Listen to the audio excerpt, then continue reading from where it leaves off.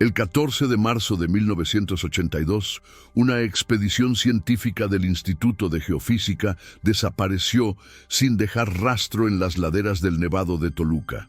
7 personas, 4 hombres, 3 mujeres, equipamiento valorado en 340,000 pesos de la época, 17 llamadas de radio documentadas antes del silencio absoluto.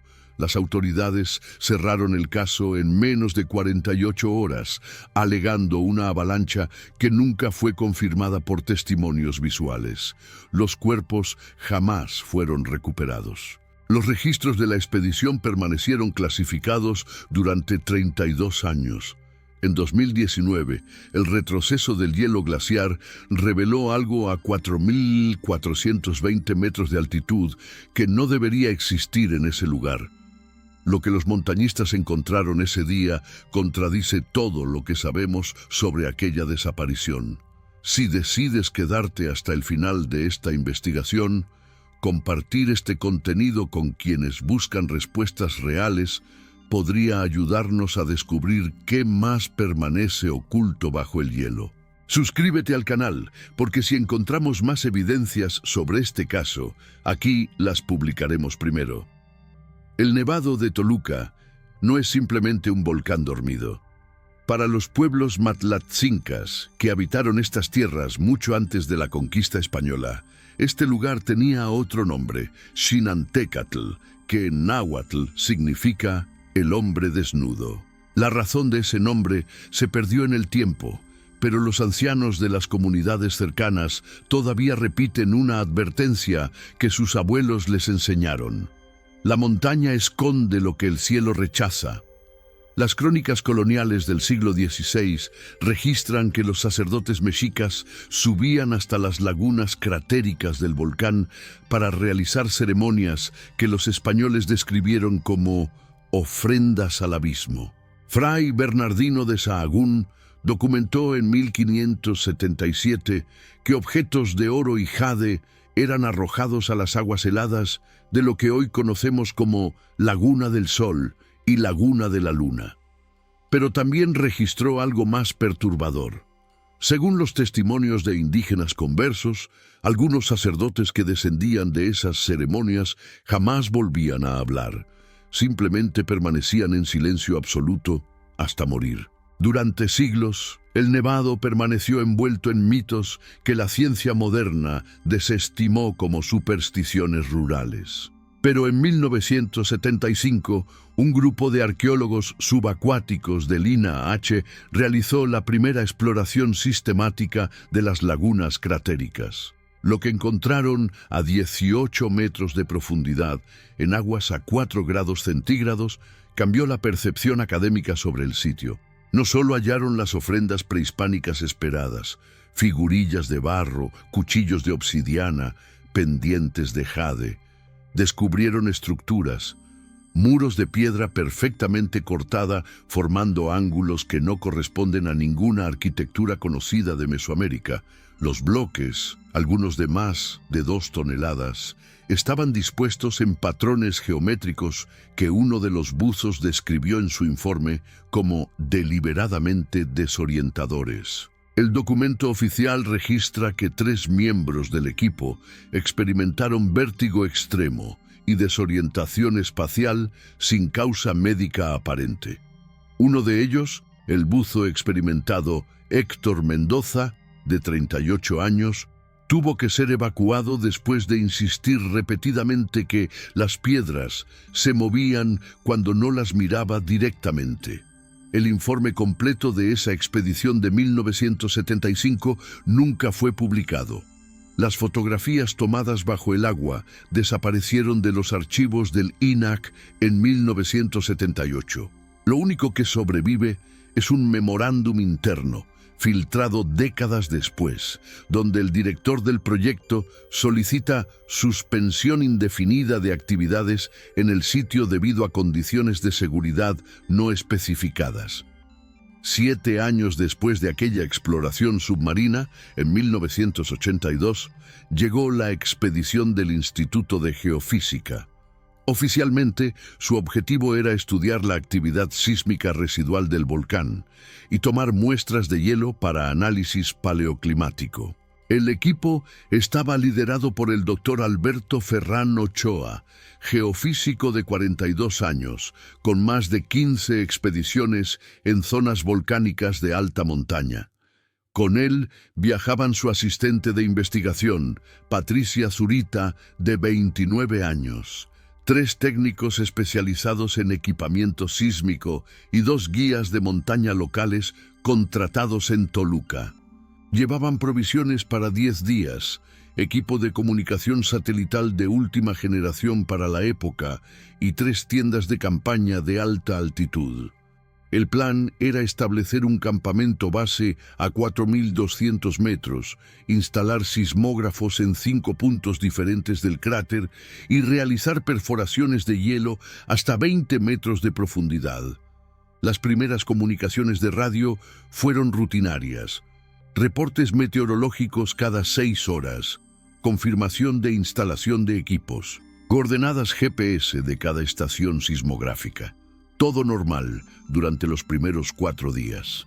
Pero en la tarde del 5.º día, 13 de marzo, la transcripción oficial de las comunicaciones muestra algo extraño. A las 17:23 horas, el doctor Ferrán solicita hablar directamente con el director del instituto en Ciudad de México. La grabación de esa llamada nunca fue archivada oficialmente, pero un técnico de radio que estuvo presente esa tarde recordaría años después, en una entrevista que dio bajo condición de anonimato, que Ferrán sonaba alterado pero contenido, como alguien intentando mantener la calma profesional mientras describe algo que no entiende. Según este testimonio, Ferrán reportó que durante una perforación de hielo a 4.380 metros de altitud, el taladro encontró resistencia anómala a 12 metros de profundidad. No roca volcánica, no permafrost, algo que el equipo describió como estructura metálica o mineral no identificado. El técnico recuerda que Ferrán pidió autorización para extender la expedición 3 días más. La autorización fue concedida. La última comunicación documentada ocurrió a las 09:47 horas del 14 de marzo de 1982. Patricia Zurita, la asistente de investigación, reportó posición del campamento y confirmó que comenzarían excavación ampliada en punto de anomalía. Su voz en la grabación suena clara, profesional. Dijo que estimaban completar el trabajo antes del mediodía y que reportarían hallazgos en la comunicación de las 14:00 horas. Esa comunicación nunca llegó. A las 15:30, el instituto intentó contacto. Sin respuesta. A las 16:00, protocolo de emergencia activado. A las 18:45, helicóptero de búsqueda despegó desde Toluca. A las 20:10, helicóptero reportó visibilidad 0 por neblina súbita. Operación suspendida hasta el amanecer. Al día siguiente, 15 de marzo, equipos de rescate llegaron al último campamento reportado.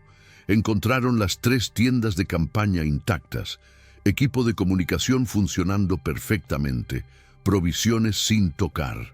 Bolsas de dormir dispuestas como si los ocupantes planearan regresar pronto, pero ninguna persona, ningún rastro de forcejeo, ninguna señal de avalancha, deslizamiento o evento climático violento.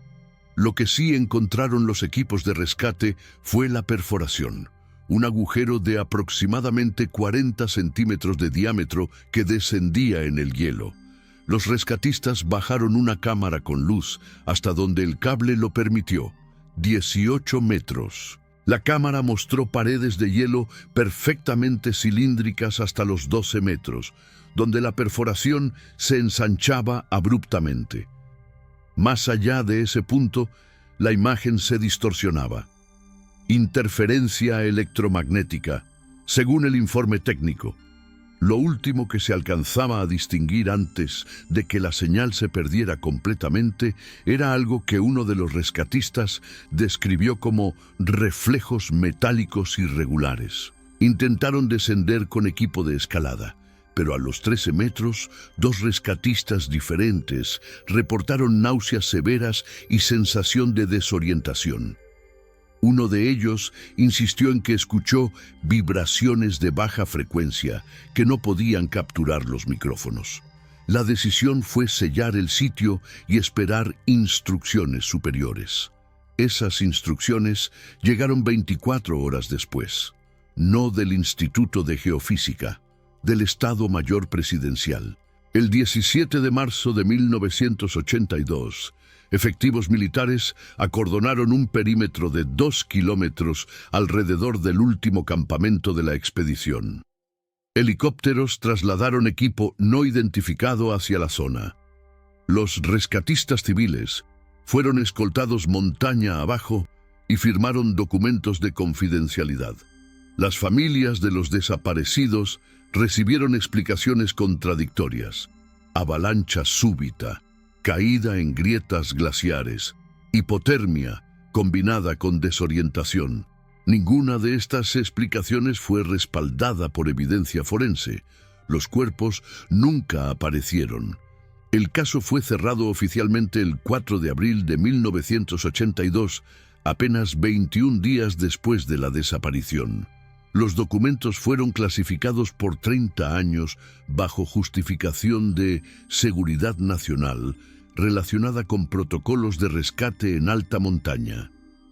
Durante las siguientes 3 décadas, el Nevado de Toluca siguió recibiendo montañistas, turistas y científicos. Pero nunca más se autorizaron perforaciones de hielo en la zona del cráter superior. Las coordenadas exactas del sitio donde desapareció la expedición de 1982 fueron eliminadas de mapas topográficos oficiales. Guías de montaña experimentados comenzaron a reportar siempre de manera informal que ciertos sectores del volcán producían sensaciones extrañas, brújulas funcionando erráticas, equipos GPS marcando posiciones imposibles y en algunas ocasiones sonidos subterráneos que no correspondían a actividad volcánica normal. Un veterano guía local, que prefirió no ser identificado, mencionó en 2004 que los ancianos matlatzincas le habían advertido desde joven que hay lugares en Xinantécatl donde el hielo no congela agua, sino tiempo. Palabras que en su momento parecieron poesía folclórica. El cambio climático alteró el Nevado de Toluca de formas que ningún modelo científico había predicho con exactitud. Entre 1982 y 2019, el volcán perdió aproximadamente el 62% de su masa glaciar. Lo que en décadas anteriores eran campos de hielo permanente, se transformó en roca volcánica expuesta y lagunas cratéricas con niveles de agua fluctuantes. Para los glaciólogos, este proceso representaba una oportunidad sin precedentes para estudiar capas de hielo que habían permanecido intactas durante siglos, quizás milenios. Pero también significaba que cualquier cosa preservada bajo ese hielo eventualmente quedaría expuesta.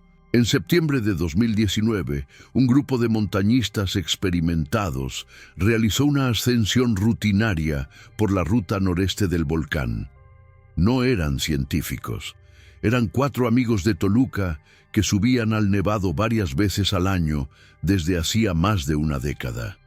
Conocían cada formación rocosa, cada cambio estacional del terreno, por eso notaron inmediatamente cuando algo estaba fuera de lugar. A 4.420 metros de altitud, aproximadamente 300 metros al este de la Laguna del Sol, encontraron una estructura expuesta que definitivamente no había estado ahí en su ascensión del año anterior.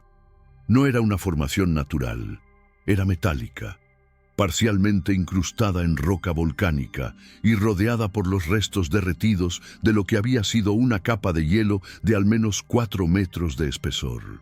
La estructura tenía forma cilíndrica irregular, con un diámetro aproximado de 1,20 m en su parte más ancha.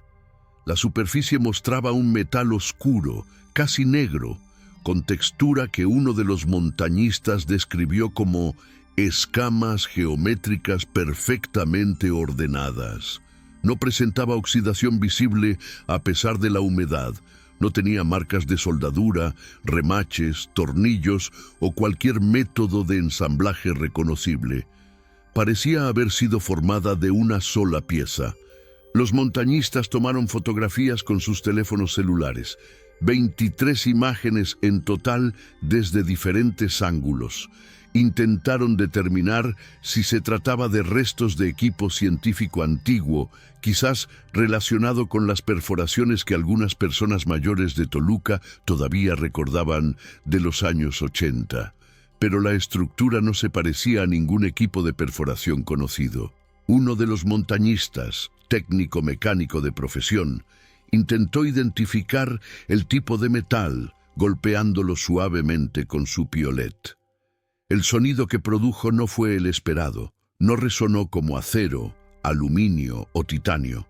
Fue un tono grave, casi subsónico, que según todos los testimonios posteriores se sintió más en el pecho que en los oídos.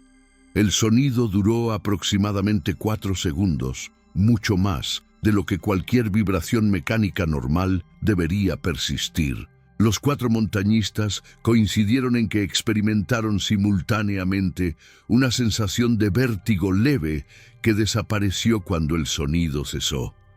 Descendieron del volcán esa misma tarde y reportaron el hallazgo a las autoridades del Parque Nacional Nevado de Toluca. La respuesta fue desconcertantemente rápida. Menos de 12 horas después del reporte, funcionarios de la CONANP llegaron a entrevistar a los montañistas. Les solicitaron copias de todas las fotografías. Les pidieron coordenadas GPS exactas del hallazgo. Les hicieron firmar formularios estándar de reporte de hallazgos en áreas naturales protegidas. Todo parecía procedimiento rutinario, excepto por un detalle. Uno de los funcionarios no era de CONANP. Los montañistas lo notaron porque su identificación era diferente y porque sus preguntas eran diferentes. No preguntó sobre el objeto en sí, preguntó si habían experimentado efectos físicos inusuales durante la visita al sitio, si habían notado distorsiones perceptuales, si alguno de ellos había tenido sueños no característicos en las noches posteriores al hallazgo. Cuando uno de los montañistas preguntó a qué institución pertenecía, el hombre respondió que era consultor de seguridad ambiental y no elaboró más. 2 semanas después del hallazgo, las autoridades del parque emitieron una restricción temporal de acceso al sector noreste del cráter, alegando evaluación de riesgos geológicos por deshielo acelerado. La restricción, que inicialmente sería de 30 días, fue renovada cada mes durante 8 meses consecutivos. Durante ese periodo, testigos locales reportaron actividad inusual en la zona restringida. Helicópteros sin marcas institucionales claras realizando vuelos nocturnos. Luces artificiales potentes, visibles desde Toluca durante al menos 3 noches diferentes. Un pastor de ovejas que pastoreaba en las faldas inferiores del volcán juró haber visto camiones grandes subiendo por rutas que no existen en los mapas. Cuando intentó acercarse para ver mejor, personal de seguridad privada lo interceptó y le advirtió que el área estaba temporalmente cerrada por razones de seguridad nacional. Las fotografías que los montañistas compartieron en redes sociales antes de la intervención oficial generaron especulación inmediata. Foros de misterio, grupos de ufología, páginas de teorías conspiratorias. Las imágenes mostraban claramente la estructura metálica, pero su naturaleza exacta era difícil de determinar desde los ángulos capturados. Algunos usuarios sugirieron que era tecnología militar experimental. Otros propusieron origen extraterrestre.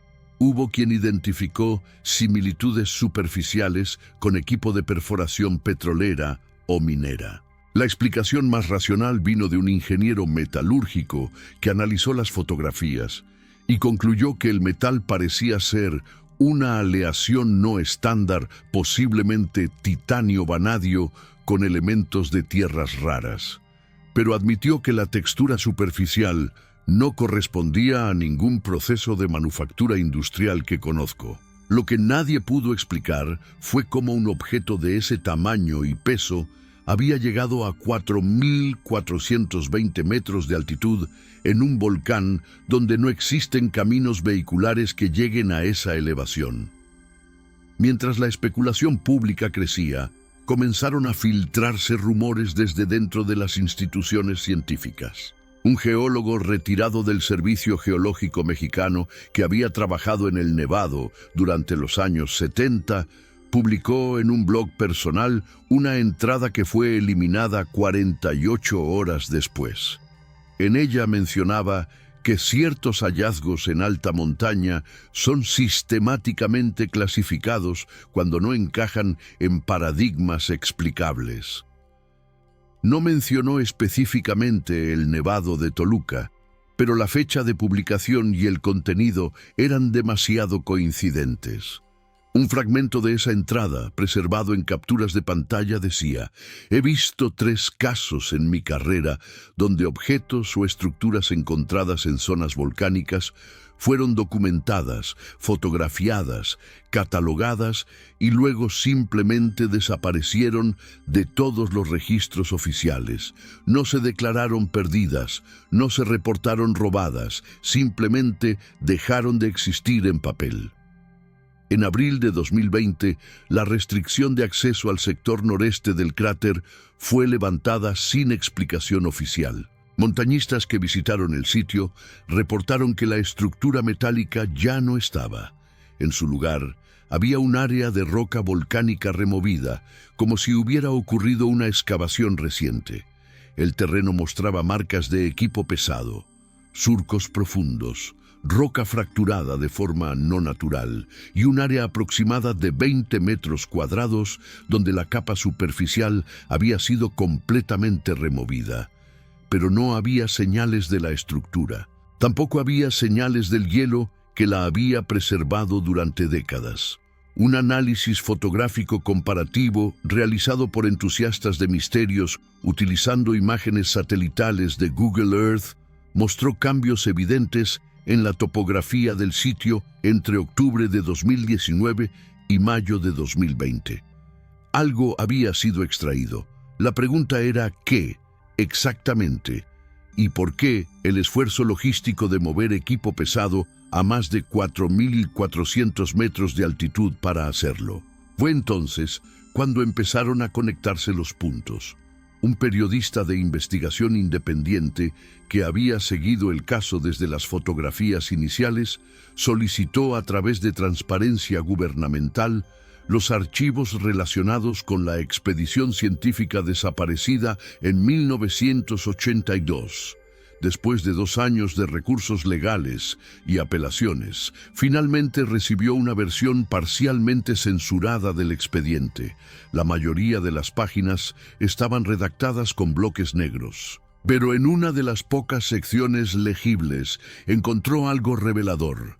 Las coordenadas GPS del último campamento reportado por la expedición de 1982 coincidían con un margen de error de apenas 50 metros, con las coordenadas donde los montañistas habían encontrado la estructura metálica en 2019.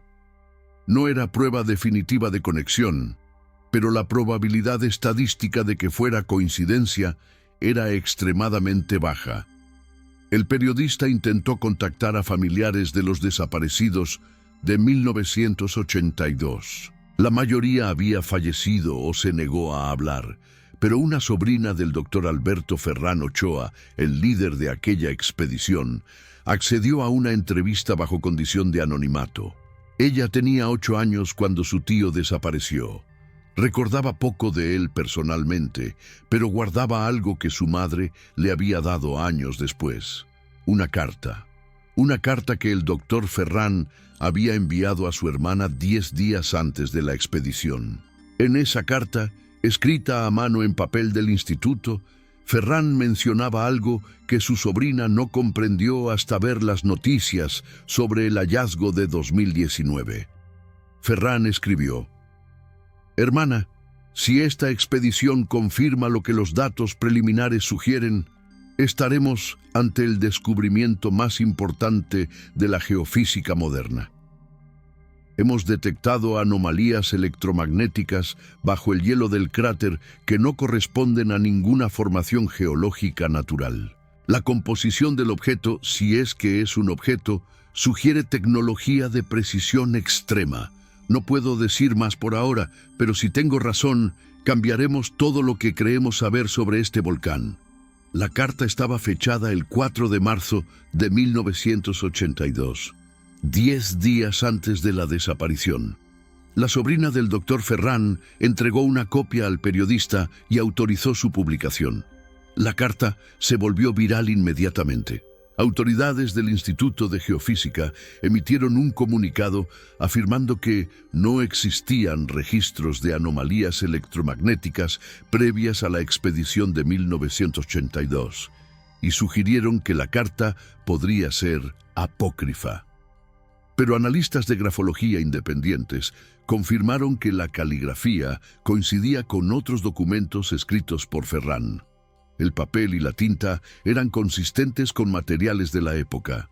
Si la carta era falsa, era una falsificación extraordinariamente elaborada. Si era auténtica, significaba que Ferran sabía antes de subir al nevado que había algo bajo el hielo, y que ese algo había sido detectado por métodos científicos convencionales. Los Matlatzincas, que todavía viven en las comunidades cercanas al Nevado de Toluca, mantienen tradiciones que sus ancestros transmitieron durante generaciones. Una de esas tradiciones, mencionada raramente a extraños, se llama la Vigilia de las Grietas. Según relatan los ancianos, cada cierto número de años, el volcán devuelve cosas. No escupe lava ni arroja cenizas. Simplemente expone, a través del deshielo o deslizamientos de roca, objetos que habían estado ocultos. La tradición dice que estos objetos no deben ser tocados ni removidos, porque pertenecen al tiempo equivocado. Cuando se le preguntó a un anciano de San Juan de las Huertas qué significaba exactamente eso, él respondió: «Hay cosas que el hielo guarda porque el mundo no está listo para ellas. Cuando aparecen antes de tiempo, los que las tocan pierden su camino». Palabras que suenan a superstición hasta que uno las conecta con los hechos documentados. En 2021, un equipo de investigadores privados decidió estudiar el sitio por su cuenta. No eran científicos académicos ni estaban afiliados a ninguna institución gubernamental. Eran 3 investigadores independientes con experiencia en fenómenos anómalos, un físico teórico retirado, una geóloga freelance especializada en vulcanología y un documentalista técnico. Subieron al Nevado con equipo de detección electromagnética, cámaras infrarrojas e instrumentos de medición gravimétrica. Su objetivo era simple: determinar si quedaba algún rastro medible de la estructura metálica o de las anomalías que Ferran había mencionado en su carta. Establecieron un campamento temporal a 4.380 metros, aproximadamente 100 metros al oeste del sitio excavado. Durante 3 días realizaron mediciones sistemáticas del terreno. Los resultados fueron perturbadores. El físico teórico Jorge Ramírez Soto, de 61 años, detectó lo que describió como fluctuaciones de campo magnético local sin fuente aparente. Las mediciones mostraban que cada aproximadamente 11 minutos, el campo magnético en un área de 15 metros de radio experimentaba variaciones de hasta 0.3 teslas, suficiente para afectar el funcionamiento de brújulas digitales y causar interferencia en dispositivos electrónicos. Pero no había ninguna fuente ferrosa visible, ni cavidades volcánicas profundas que pudieran explicar esas fluctuaciones. La geóloga Mónica Estrada Ruiz, de 47 años, realizó análisis de composición mineral de las rocas circundantes al área excavada. Encontró trazas de elementos que no deberían estar presentes en roca volcánica basáltica estándar: iridio en concentraciones puntuales, gadolinio, y lo que describió como micropartículas cristalinas con estructura no identificada. El análisis espectroscópico preliminar sugería que esas partículas no se habían formado por procesos geológicos naturales.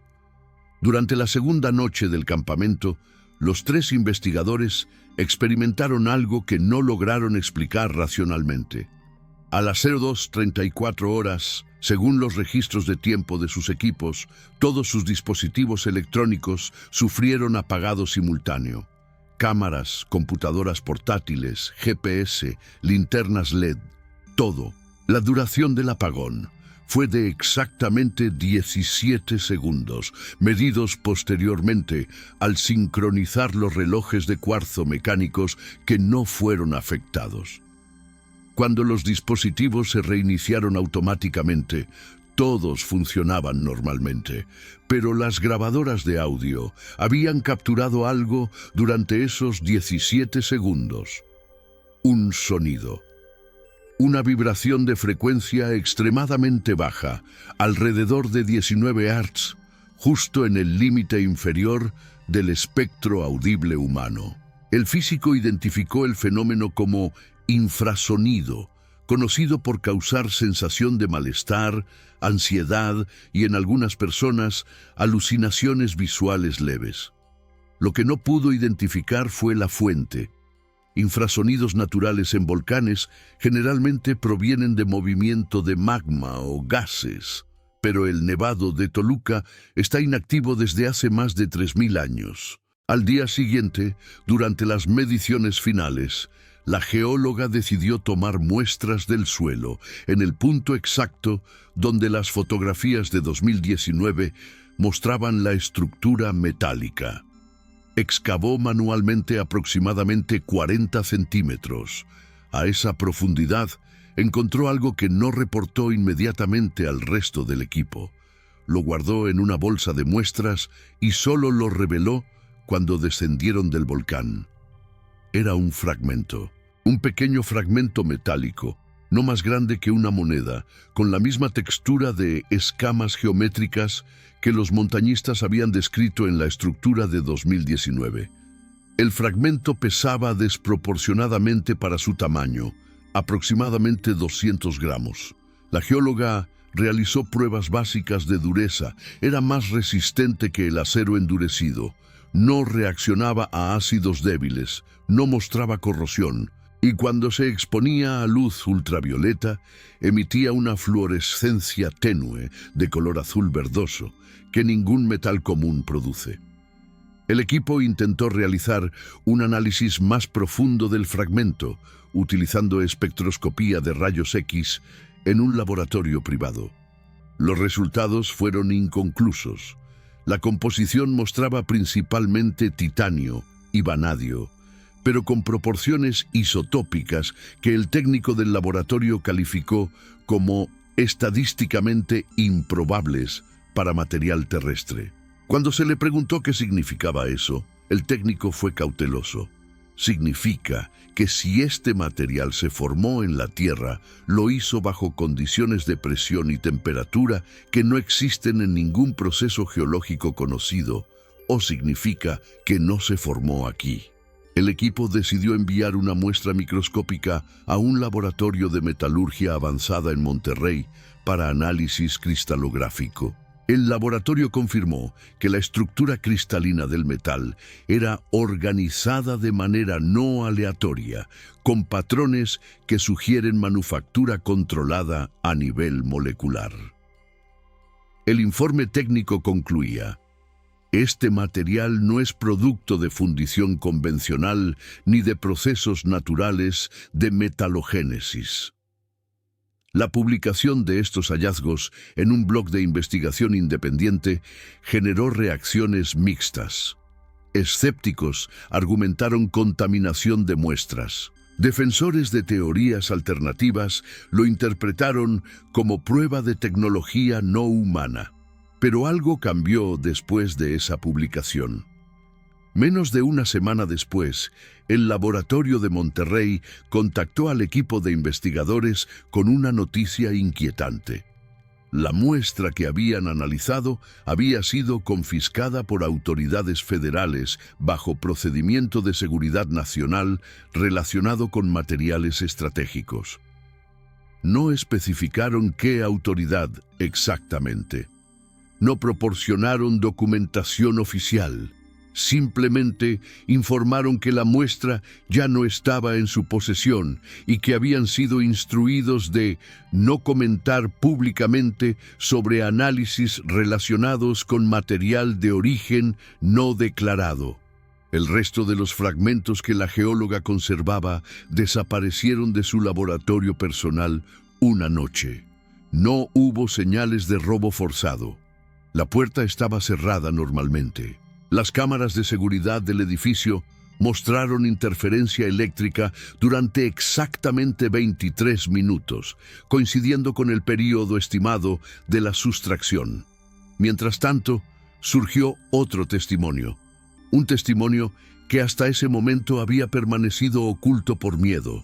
Patricia Zurita, la asistente de investigación que desapareció en la expedición de 1982, tenía una hermana menor. Esa hermana, Laura Zurita Méndez, ahora de 67 años, decidió romper su silencio en 2022, 40 años después de la desaparición de Patricia. En una entrevista grabada que fue publicada en un podcast de periodismo de investigación, Laura reveló que antes de la expedición al Nevado, su hermana le había confiado algo extraño. Patricia le mostró un mapa topográfico del volcán con anotaciones manuscritas. En ese mapa, el doctor Ferran había marcado con tinta roja un punto específico en el cráter noreste. Junto a la marca había una nota: anomalía primaria, profundidad estimada 12-15 metros, señal continua desde 1979. Laura no entendió qué significaba en ese momento, pero Patricia le explicó que habían estado monitoreando señales electromagnéticas desde el volcán durante más de 2 años antes de la expedición oficial. Según Laura, Patricia le dijo textualmente: «Es como si algo debajo del hielo estuviera emitiendo un pulso. No es constante, aparece y desaparece, pero cuando aparece es tan fuerte que nuestros instrumentos en el instituto lo captan desde Ciudad de México». Laura le preguntó si era peligroso. Patricia respondió: «No lo sé. Esa es precisamente la razón por la que vamos. Pero Laura, si algo me pasa, si no regreso, quiero que sepas que esto es real. No es un error de instrumentos. No es interferencia. Es algo real y deliberado». Laura guardó ese mapa durante 4 décadas. Nunca lo mostró a las autoridades porque, según sus palabras, cuando cerraron el caso tan rápido, supe que si entregaba ese mapa, también desaparecería como mi hermana. El mapa fue finalmente publicado en formato digital. Las coordenadas marcadas por Ferran coinciden exactamente con el sitio donde apareció la estructura metálica en 2019. Los elementos comenzaban a formar un patrón. Un objeto metálico de origen no determinado había estado emitiendo señales electromagnéticas desde al menos 1979. Una expedición científica oficial fue enviada a investigarlo en 1982 y desapareció sin rastro después de reportar el hallazgo del objeto. El objeto permaneció oculto bajo hielo durante 37 años. El calentamiento global expuso el objeto en 2019. Menos de un año después, el objeto fue extraído y removido por personal no identificado. Fragmentos del objeto mostraban composición metalúrgica anómala. Todos los intentos de análisis público terminaron en confiscación o desaparición de muestras. Y ahora, según mediciones independientes, el sitio todavía mostraba anomalías electromagnéticas residuales. La pregunta obvia era: ¿Qué era exactamente ese objeto? Pero había una pregunta más inquietante. ¿Por qué había estado emitiendo señales? En 2023, un físico teórico de la Universidad Autónoma de México publicó un artículo especulativo en una revista de divulgación científica. El artículo no mencionaba directamente el Nevado de Toluca, pero trataba sobre objetos tecnológicos preservados en condiciones criogénicas y su potencial como marcadores temporales. La premisa era simple. Si una civilización avanzada quisiera dejar un mensaje o dispositivo que sobreviviera periodos geológicos prolongados, el hielo glaciar sería un medio ideal de preservación. El artículo sugería que tales objetos podrían estar diseñados para activarse cuando las condiciones ambientales cambiaran, por ejemplo, cuando el hielo se derritiera debido al calentamiento climático. La activación podría manifestarse como emisión de señales electromagnéticas detectables. El artículo concluía: no estamos buscando estos marcadores porque no esperamos encontrarlos. Pero si existen, el cambio climático actual podría estar exponiéndolos sin que tengamos los protocolos adecuados para identificarlos como artificiales.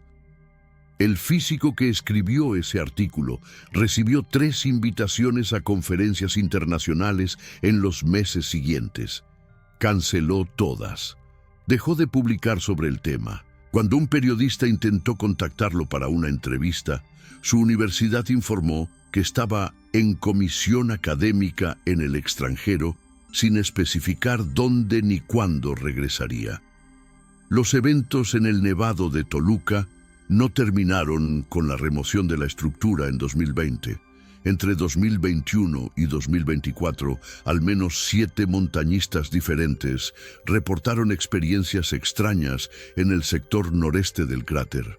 No eran personas sugestionables. Eran escaladores experimentados, guías profesionales, fotógrafos de naturaleza. Sus testimonios, recopilados a través de entrevistas independientes, mostraban patrones consistentes, describían sensación de presión en los oídos sin cambio de altitud. Mencionaban zumbido de baja frecuencia que aparece y desaparece. Algunos reportaron visión periférica distorsionada, como si el aire vibrara. Uno de ellos, un guía de montaña de 53 años, con más de 300 ascensiones al Nevado, dijo algo particularmente inquietante. He subido este volcán toda mi vida. Conozco cada roca, cada cambio de viento. Pero desde 2020, hay momentos en que subo por ese sector y siento que el lugar me está observando. No es una montaña, es algo esperando. En enero de 2024, un equipo de documentalistas independientes obtuvo permiso para filmar en el Nevado. Su proyecto era un documental sobre cambio climático y retroceso glaciar. No tenían conocimiento previo del caso de la estructura metálica ni de las desapariciones de 1982. Durante la filmación en el área del cráter, uno de los camarógrafos capturó algo inesperado. En una toma panorámica del sector noreste, la cámara registró una distorsión visual que no era visible a simple vista. La distorsión aparece en exactamente 9 fotogramas consecutivos, durando aproximadamente 0.3 segundos a 30 FPS. Se manifiesta como una ondulación del espacio, similar al efecto de calor en asfalto caliente, pero ocurre a 4 grados centígrados bajo cero y sin fuente de calor aparente. Cuando el metraje fue analizado por un especialista en efectos visuales, su conclusión fue técnica. Esto no es falla de lente, no es aberración cromática, no es artefacto de compresión digital. Es una distorsión real del espacio capturada por el sensor de la cámara. No tengo explicación para qué la causó. El equipo de documentalistas decidió investigar más. Contactaron a los montañistas de 2019, al equipo de investigadores de 2021 y a Laura Zurita. Compilaron todos los datos disponibles. Coordenadas, fotografías, mediciones electromagnéticas, testimonios. Crearon una línea de tiempo completa desde 1975 hasta 2024. Los patrones eran innegables. Cada intervención humana en ese sitio específico del volcán había resultado en anomalías inexplicables o desapariciones. Las expediciones oficiales terminaban clasificadas. Las investigaciones independientes terminaban confiscadas. Y sin embargo, algo en ese lugar seguía activo. Las señales electromagnéticas persistían. Las distorsiones espaciales continuaban. Era como si la remoción de la estructura física no hubiera eliminado el fenómeno, solo lo hubiera liberado. Un análisis forense de las imágenes satelitales del Nevado entre 2019 y 2024 reveló algo más. El área donde se encontraba la estructura mostraba cambios de temperatura superficial anómalos. Durante noches despejadas, cuando la temperatura del suelo volcánico debería ser uniforme, esa zona específica registraba variaciones de hasta 3 grados Celsius, más cálida que el entorno inmediato. No había fuentes geotérmicas conocidas en ese sector, no había ventilas volcánicas activas. La anomalía térmica simplemente existía, sin explicación geológica convencional. Un geofísico consultado sobre estos datos sugirió que podría haber una cavidad subterránea con circulación de aire que retiene calor residual, pero admitió que a esa altitud y con las condiciones del Nevado, tal cavidad debería haberse congelado hace siglos. En marzo de 2024, Laura Zurita recibió un paquete anónimo, sin remitente, sin nota explicativa. Dentro había un USB. En ese USB había un archivo de audio, una grabación. La grabación estaba etiquetada como Expedición Nevado, 14 marzo 1982, 10:23 AERS. La voz era de su hermana Patricia. La calidad era pobre, con interferencia estática considerable, pero el contenido era claro. Patricia describía el proceso de perforación ampliada. Mencionaba que habían alcanzado la superficie del objeto a 13 metros de profundidad. Describía la textura: metal oscuro, temperatura ambiente a pesar de estar rodeado de hielo, superficie con patrones geométricos que parecen símbolos, aunque no reconozco ningún lenguaje.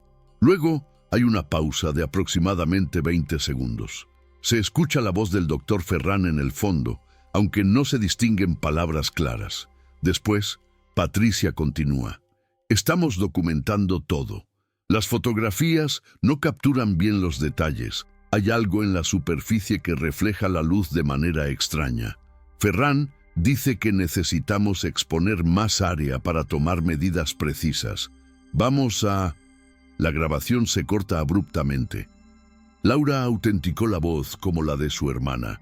Especialistas en audio forense confirmaron que la grabación era consistente con tecnología de los años 80, sin señales de manipulación digital moderna. Pero la grabación no estaba en ningún archivo oficial. No apareció durante las investigaciones de 1982. Nunca fue mencionada en los documentos desclasificados. ¿Cómo llegó a Laura 42 años después? ¿Quién la conservó durante décadas? ¿Por qué decidieron enviarla ahora? Laura intentó rastrear el origen del paquete. El servicio postal no tenía registro de entrega. Las cámaras de seguridad de su edificio mostraron interferencia eléctrica durante el período estimado de entrega. Era el mismo patrón de desaparición de evidencias, pero en reversa. Esta vez, alguien estaba devolviendo información. Un investigador de fenómenos anómalos propuso una hipótesis inquietante en un podcast especializado. Sugirió que quizás la estructura metálica no era tecnología destinada a ser encontrada en 2019.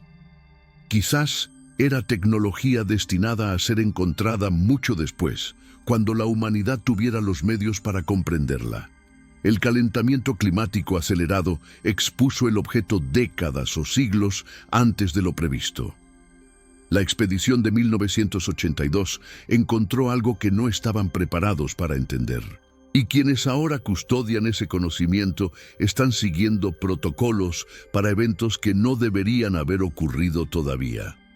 Es especulación, por supuesto, pero explicaría el patrón de supresión sistemática.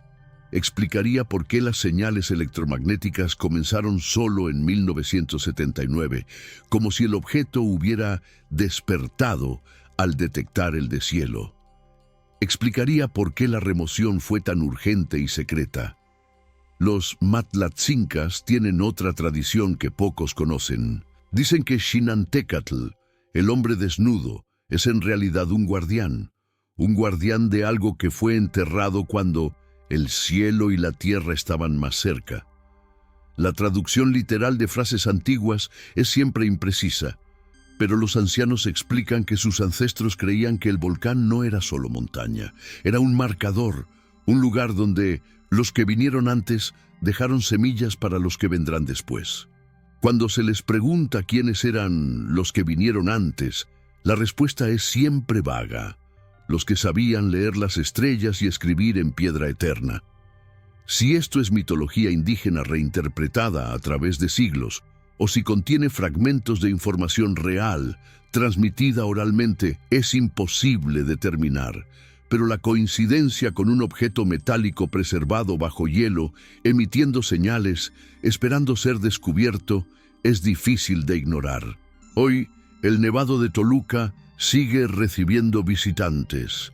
Las autoridades nunca confirmaron ni negaron oficialmente el hallazgo de 2019.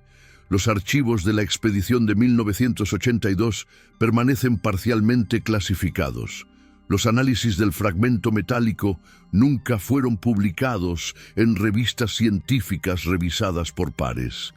Laura Zurita conserva la grabación de su hermana, pero se niega a entregarla a las autoridades, temiendo que desaparezca como todo lo demás. Los investigadores independientes continúan detectando anomalías electromagnéticas en el sector noreste del cráter, pero ninguna institución oficial ha validado sus mediciones. Y cada año, el hielo del volcán retrocede un poco más, exponiendo capas que han estado congeladas durante milenios. La pregunta que permanece no es si algo estuvo oculto bajo el hielo del Nevado de Toluca.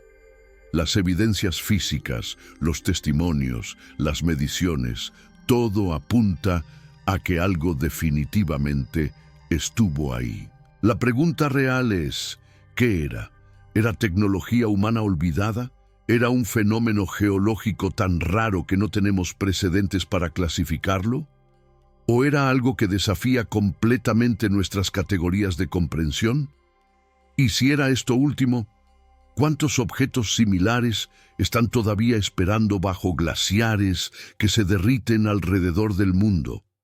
El cambio climático no solo está alterando ecosistemas, está exponiendo secretos que el hielo guardó durante tiempo inmemorial. Algunos de esos secretos quizás no estaban destinados a revelarse todavía.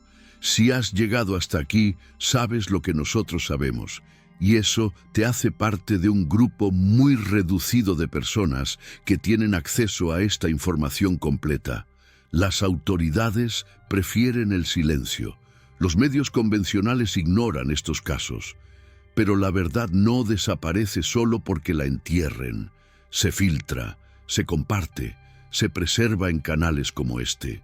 Suscríbete y activa las notificaciones, porque si más evidencias salen a la luz, si más testimonios se atreven a hablar, lo sabrás aquí primero. Comparte este video con personas que valoran la verdad por encima de las narrativas oficiales. Y recuerda, el Nevado de Toluca no es el único volcán con glaciares en retroceso. No es la única montaña con leyendas antiguas sobre objetos enterrados. ¿Cuántos lugares más están esperando revelar lo que el hielo escondió? La montaña guarda sus secretos. Pero el hielo no dura para siempre.